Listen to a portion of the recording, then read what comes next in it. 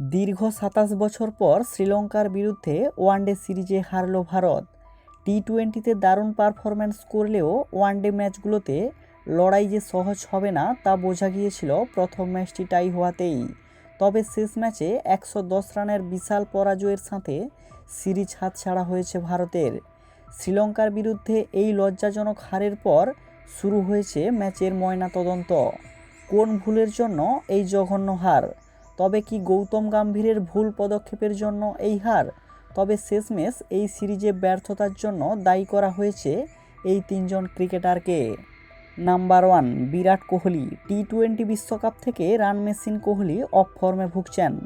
তাই শ্রীলঙ্কার বিরুদ্ধে ওয়ান ডাউনে ব্যাটিং করতে এসে প্রতিবারই 15 থেকে 20 রান করে দলকে ডুবিয়েছেন।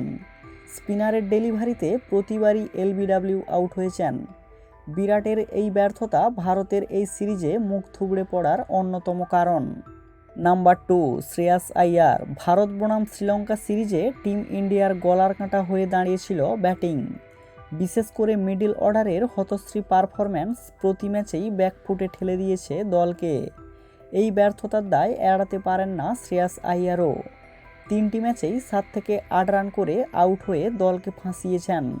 স্পিনের বিরুদ্ধে শ্রেয়াসের দুর্বলতাও প্রকট হয়েছে এই সিরিজে। নাম্বার 3, শিবম দুবে। হার্দিক পান্ডিয়া সরে দাঁড়িয়েছিলেন শ্রীলঙ্কার বিরুদ্ধে একদিনের সিরিজ থেকে।